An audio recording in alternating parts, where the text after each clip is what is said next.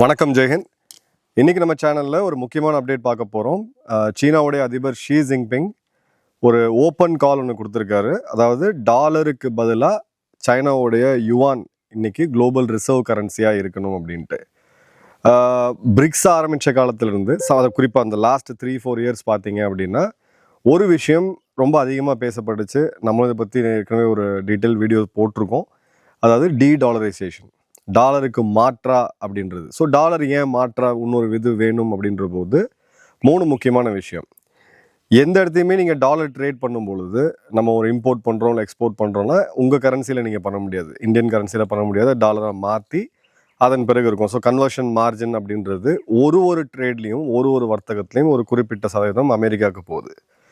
Second, நாளைக்கு America ஒரு நாட்டை நெருக்கணும் அப்படின்னு நினச்சாங்கன்னா சாங்ஷன்ஸ் அப்படின்ற போது எல்லாமே டாலர் பேஸ்டாக ப்ளஸ் யூரோப்போடைய அந்த ஸ்விஃப்ட் பேமெண்ட் கேட்வே மூலிமா போகிறதுனால ஒரு நாட்டை கம்ப்ளீட்டாக ஃபினான்ஷியல் சிஸ்டம்லேருந்து குளோபல் ஃபினான்ஷியல் சிஸ்டம் அவங்களால தனிமைப்படுத்த முடியும். உதாரணத்துக்கு ரஷ்யா, ஈரான், வடகொரியா. 3வது மிக முக்கியமான ரீசன் அப்படின்னு பார்த்தீங்கன்னா இந்த டாலரோடைய பிரிண்டிங், அதாவது அவங்க எவ்வளோ டாலர் பிரிண்ட் பண்ணுறாங்க அப்படின்றதுக்கு பேக்கப் கிடையாது. ஒரு பீஸ் ஆஃப் பேப்பர் தான்.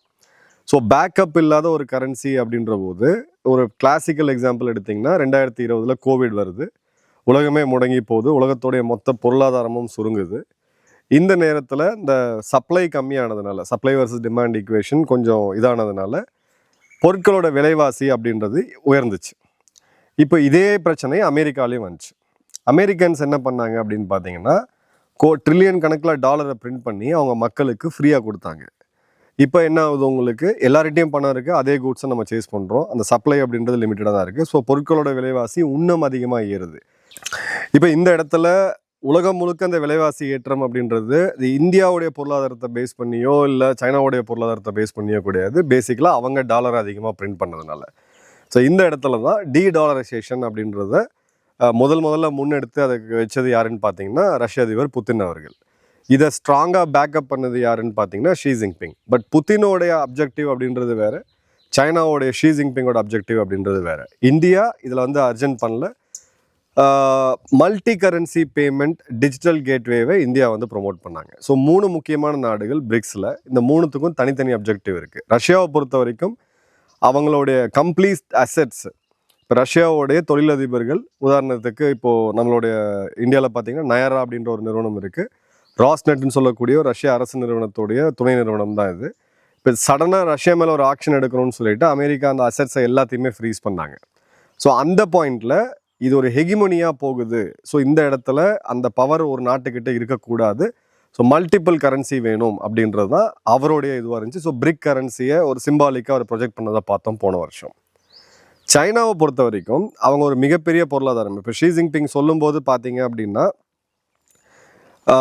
சைனாவுக்கு ஒரு ஸ்ட்ராங்கான கண்ட்ரி, ஆனால் ஸ்ட்ராங்கான ஃபினான்ஷியல் சிஸ்டம்ஸ் கிடையாது. ஏன்னா அமெரிக்கா அளவுக்கான குளோபல் இன்டெகிரேஷன் சைனாவுடைய கரன்சியான யுவானுக்கு கண்டிப்பாக கிடையாது. சில இடங்களில் நம்ம யுவானில் ட்ரேட் பண்ண முடியும். உதாரணத்துக்கு இந்தியா நினச்சா பண்ண முடியும், ரஷ்யா நினச்சா பண்ண முடியும். பட் ஓவராலாக பார்த்தீங்க அப்படின்னா டாலருக்கு நிகராக யுவான் இருக்கா அப்படின்னு கேட்டிங்கன்னா கிடையாது. பொருளாதார ரீதியில் அவங்க ரொம்ப க்ளோஸாக இருக்காங்க அமெரிக்காட்ட, டெக்னாலஜியில் க்ளோஸாக இருக்காங்க. ஸோ டாலரை ரீப்ளேஸ் பண்ணுறதுக்கு யுவானை உள்ளே கொண்டு வரணும் அப்படின்றத ஒரு ஹிடன் அப்ஜெக்டிவாக இருந்துச்சு. இன்றைக்கி அதை அவங்க ஓப்பனாக பேசியிருக்காங்க அப்படின்றத பார்க்குறோம்.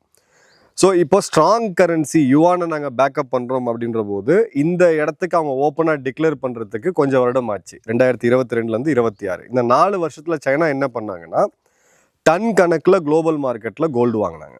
இப்போ இங்கே இருக்கக்கூடிய சோகால் பொருளாதார எக்ஸ்பர்ட்ஸ் என்ன பண்ணாங்கன்னா இல்லை நகை அதிகமாக வாங்குறாங்க, அதனால தங்கம் விலை அதிகமாச்சுட்டு. கண்டிப்பாக கிடையாது. நகைக்கும் தங்க விலைக்கும் சம்மந்தம் கிடையாது.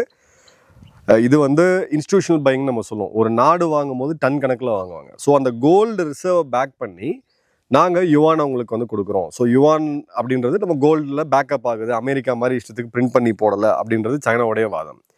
இந்தியாவை பொறுத்த வரைக்கும் டாலரைசேஷன் தேவைன்னு இந்தியாவும் நாமளும் நினைக்கிறோம். பட் டாலரை டீடாலரைஸ் பண்ணிட்டு அந்த உலகத்தில் இருக்கக்கூடிய இந்த சிஸ்டமை டீடாலரைஸ் பண்ணிட்டு நம்ம எதை நோக்கி போகிறோம் அப்படின்றது இருக்குது.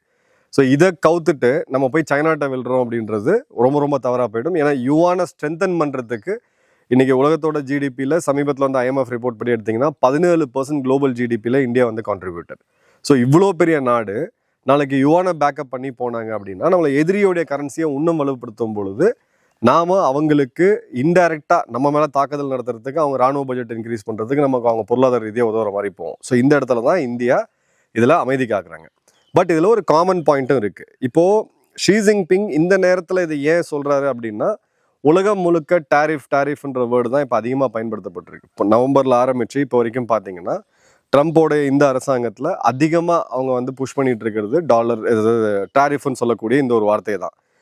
இப்போ எல்லா நாடுகளுமே டிஸ்டர்ப்டாக இருக்காங்க. எல்லா நாடுகளுமே ட்ரம்ப்புக்கு எதிரான ஒரு மனநிலை தான் இருக்காங்க. இந்த நேரத்தில் டாலரேஷனை புஷ் பண்ணிட்டு நீங்கள் யுவானில் வாங்க அப்படின்ற போது ஒரு ஸ்ட்ராட்டஜிக் ஆப்பர்ச்சுனிட்டி வந்து அவருக்கு வந்து கிரியேட் ஆகுது. அதனால தான் அவங்க இது பண்ணுறாங்க. இப்போது கொஞ்சம் டீட்டெயிலாக பார்த்தோம் அப்படின்னா, strong real economic world leading technology, effective central bank, global competitive financial institutions and international financial centers that includes and influences global pricing. So சிம்பிளாக சொல்லணும் அப்படின்னா, அமெரிக்கா அந்த காலகட்டங்களில் என்ன பண்ணாங்களோ, த அமெரிக்கன் பேஸ்ட் ரூல் அப்படின்னு நம்ம சொல்லுவோம், இல்லை அமெரிக்கன் பேஸ்ட் ஆர்டர்னு நம்ம சொல்லுவோம், குளோபல் ஆர்டர்ன்ட்டு. அதாவது ஐஎம்எஃப், வேர்ல்ட் பேங்க், அமெரிக்காவுடைய ஃபண்டிங் இன்ஸ்டிடியூஷன்ஸ், யூஎனோடைய அந்த 26 அமைப்புகள், இதை பேஸ் பண்ணி உலகம் கிட்டத்தட்ட பார்த்தீங்கன்னா செகண்ட் வேர்ல்டு வார்லேருந்து இப்போ வரைக்கும் நம்ம மூவ் ஆகி போயிருக்கோம். அதோடைய இன்னொரு ஃபார்மை தான் இவங்க கொண்டு வந்தாங்க தவிர இது வந்து கிளியர் கட்டாக ஒன்றும் ஆல்டர்னேட் அப்படின்றது கிடையாது. ஷி ஜின்பிங்கோட வார்த்தை நல்லா கவனிச்சிங்கன்னா, China is big but not strong in finance. Huge banking assets, forex reserves, capital market size are limited to global financial footprint. So இவங்களுடைய ரீச் அப்படின்றது பெரிய லெவலுக்கு இல்லை. இப்போ ஏஷியன் டெவலப்மெண்ட் பேங்க் எடுத்தீங்க அப்படின்னா சைனாவோட இன்ஃப்ளூயன்ஸ் ஓரளவுக்கு இருக்குது. ஐஎம்எஃப்லேயுமே சைனாவோட இன்ஃப்ளூயன்ஸ் இருக்குது. பட் அமெரிக்கா அளவுக்கான இன்ஃப்ளூயன்ஸ் அப்படின்றது கிடையாது. இப்போது ஃபார் எக்ஸாம்பிள் நீங்கள் சைனாவோடைய சிப்ஸ், அதாவது சிப்ஸ்ன்றது நம்மளுடைய யூபிஐ மாதிரி, China cross border interbank payment சிஸ்டம்னு சொல்லுவாங்க. இதில் போன வருடம் பார்த்தீங்க அப்படின்னா டேட்டா படி 700 பில்லியன் யுவான், ரஃபாக பார்த்தீங்கன்னா ஒரு $100 பில்லியன் டிரான்சாக்ட் பண்ணியிருக்கிறாங்க. ஸோ டாலரில் போக வேண்டியது ஒரு 100 பில்லியன் டிரான்சாக்ஷன்ஸ் பார்த்தீங்க அப்படின்னா இந்த சிப்ஸ் பேமெண்ட் கேட்வேயில் போயிருக்கு. ஏன்னா அநேக நாடுகள் சைனாலேருந்து இம்போர்ட் அதிகமாக பண்ணுறாங்க, எக்ஸ்போர்ட் கம்மியாக பண்ணுறாங்க. உதாரணத்துக்கு இந்தியாவுக்கும் சைனாக்குள்ள ட்ரேட் டெஃபிசிட் $130 பில்லியன். நம்ம $130 பில்லியன் அதிகமாக இம்போர்ட் பண்ணுறோம். ஸோ இம்போர்ட் பண்ணும்பொழுது அங்கே இருக்கக்கூடிய சைனீஸ் சப்ளையருக்கு நீங்கள் டாலரில் பே பண்ணுறதுக்கு பதிலாக இந்த சிப்ஸை யூஸ் பண்ணி நீங்கள் யுவானில் பே பண்ணலாம். ஸோ அதுதான் இவங்க வந்து இப்போ ரீப்ளேஸ் பண்ணியிருக்காங்க. பட் இது கம்ப்ளீட்டாக வந்துருமா அப்படின்னா, சிப்ஸ் வந்து உங்களுக்கு ஸ்விஃப்ட் பேமெண்ட் சிஸ்டத்தை ரீப்ளேஸ் பண்ணுமானா கண்டிப்பாக பண்ணாது. ஏன்னா அந்த அளவுக்கு அமெரிக்காவுடைய சாங்ஷன்ஸ் வரக்கூடிய காலங்களில் கடுமையாக இருக்கும். பட் அவங்க ஒரு ஆப்பர்ச்சுனிட்டியே பார்க்குறாங்க. இது உடனடியாக ரீப்ளேஸ் ஆக போகிறது கிடையாது. பட் ட்ரம்ப்போடைய டிரான்சாக்ஷன்ஸ், அதாவது சாங்ஷன்ஸில் பாதிக்கப்படாத ஒரே நாடு உலகத்தில் அப்படின்னு சொன்னீங்கன்னா சைனா தான். ஏன்னா சைனா கிட்ட அந்த அளவுக்கான லீவரேஜ் இருக்குது. அந்த லீவரேஜை பயன்படுத்தி இதை ஒரு பொலிட்டிக்கல் நரேட்டிவாக இப்போ உள்ளே கொண்டு வராங்க. ஸோ இதுக்கு நாடுகள் அணி சேருமா அப்படின்னா கொஸ்டின் மார்க். ஏன்னா ட்ரம்ப்போட ரியாக்ஷன் ஒன்றும் வரல. அவர் தூங்கி எந்திரிச்சு காலைல ஒரு பதிவு போடுவார். அதில் வந்து பார்த்தீங்கன்னா சிம்பிளாக தான் இருக்கும். யாரெல்லாம் டீடாலரைஸ் பண்ணணும்னு நினைக்கிறீங்களோ அவங்க மேலே இன்னொரு 500% நான் வந்து டாரிஃப் விதிப்பேன் அப்படின்னு சொல்லுவார். அதே மாதிரி பார்த்தீங்க அப்படின்னா ஷியோட நரேட்டிவில் இன்னொன்று, rising questions about the reliability of the US dollar. அது ஜஸ்ட் ஒரு பேப்பர், அதுக்கு வந்து பேக்கிங் கிடையாது. இப்போ நம்மளோட கரன்சி எடுத்திங்கன்னா, I promise to pay the bearer sum of ருபீஸ்ன்னு போட்டு ரிசர்வ் பேங்கோடைய கவர்னரோடைய கையெழுத்து இருக்கும். அந்த ப்ராமிஸ் அந்த நோட்டில் கிடையாது. பட் வேர்ல்டு நம்ம அதை வச்சு தான் டிரான்சாக்ட் பண்ணிட்டு இருக்கோம். ஏன்னா வேர்ல்டோட நம்பர் 1 பவர் அவங்க டிரைவ் பண்ணிட்டு இருக்காங்க இந்த இடத்துல. அதே மாதிரி ஒரு கிளியர் கட்டான பவர் ப்ரொஜெக்ஷனுக்கு உண்டான ஆப்பர்ச்சுனிட்டியும் ஷி ஜின்பிங் பார்க்குறாரு. ஏன்னா உள்ளுக்குள்ளே என்ன நடந்துட்டு இருக்குன்றது நம்ம ஏற்கனவே பார்த்தோம். சென்ட்ரல் மிலிட்ரி கமிஷன் இவங்களுடைய அதிமுக்கியமான மிலிட்ரி அமைப்பு, கிட்டத்தட்ட 6 பேர் இருக்க வேண்டிய இடத்துல 2 பேர் தான் இருக்காங்க. அவங்களோட இராணுவ தளபதிகள் தொடர்ந்து கைது செய்யப்படுறாங்க. அவங்களுடைய முன்னாள் பாதுகாப்புத்துறை அமைச்சர் சூசைட் பண்ணிக்கிட்டாருன்ற செய்தி வருது. ஸோ இப்போ இந்த இடத்துல டைவர்ட் பண்ணணும் அப்படின்ற போது ஒரு ஸ்ட்ராங் மேனுக்கு, ஒரு டிக்டேட்டருக்கு அந்த பவர் ப்ரொஜெக்ஷன் அப்படின்றது தேவைப்படுது. ஸோ அதையுமே அவங்க உள்ளே கொண்டு வராங்க. இது ஒரு லாங் டேர்ம் டாஸ்க் அப்படின்னு ஷீ சொல்லும்போது இது உடனடியாக நடக்க போகிறதுன்றது அவங்களுக்கும் தெரியுது.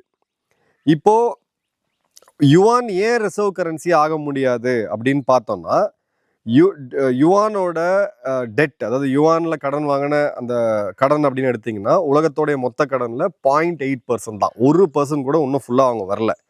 ரெண்டாவது, இந்த சிப்ஸ்லேயுமே பார்த்தீங்க அப்படின்னா $2 ட்ரில்லியன் வர்த்தகத்தில் வெறும் 100 பில்லியன் தான் அவங்க பண்ணியிருக்காங்க. ஸோ கிட்டத்தட்ட 5% கீழே தான் அது வந்து இருக்குது. அடுத்தது பார்த்தீங்க அப்படின்னா இந்த நெட்வொர்க் லாக்இன்னு சொல்லுவாங்க. நெட்வொர்க் லாக்இன்ல குறிப்பாக கமாடிட்டிஸ்ன்னு சொல்லக்கூடிய இந்த பொருட்களில் அதிகபட்சமாக பார்த்தீங்க அப்படின்னா இந்த பேஸ்டாக தான் இருக்குது, அதாவது டாலர் பேஸ்டாக தான் இருக்குது. அதே மாதிரி பார்த்தீங்கன்னா சைனாக்கு எதிராக இப்போ சைனாக்கு ஆதரவாக போய் இந்த இடத்துல அணி சேரக்கூடிய நாடுகள் மேலே கடுமையான சாங்ஷன்ஸை விதிக்கிறதுக்கான வாய்ப்பு இருக்குது. ஸோ டீடாலரைசேஷன் எவென்ச்சுவலாக நடக்கும். இது 50 வருஷம் ஆகுமா எவ்வளோ ஆகுன்றது தெரியாது. பட் இந்தியாவுடைய மூவ் என்ன அப்படின்றத பார்ப்போம். நமக்கு டாலரை ரீப்ளேஸ் பண்ணி யுவானை கொண்டு வரதுல 0% இன்ட்ரெஸ்ட். ஏன்னா அது நம்மளுடைய எதிரியோடைய களத்தை வலுப்படுத்துகிற மாதிரி ஆகும். ரெண்டாவது, இந்தியாவுடைய ஸ்ட்ரக்சரல் சேஞ்ச் அப்படின்றது அந்த யூஎஸோடைய டாலர் டிபெண்டன்ஸை கம்மி பண்ணணும்னு நம்ம பார்க்குறோம். ஏன்னா இப்போ டேரிஃப் நம்ம பார்க்குறோம், டேரிஃப்க்கு மேலே இன்னொரு ரஷ்யன் ஆயில் டேரிஃப் நம்ம பார்க்குறோம், செகண்டரி சாங்ஷன்ஸ் பார்க்குறோம், கேஸ்டா சாங்ஷன்ஸ் இருக்குது.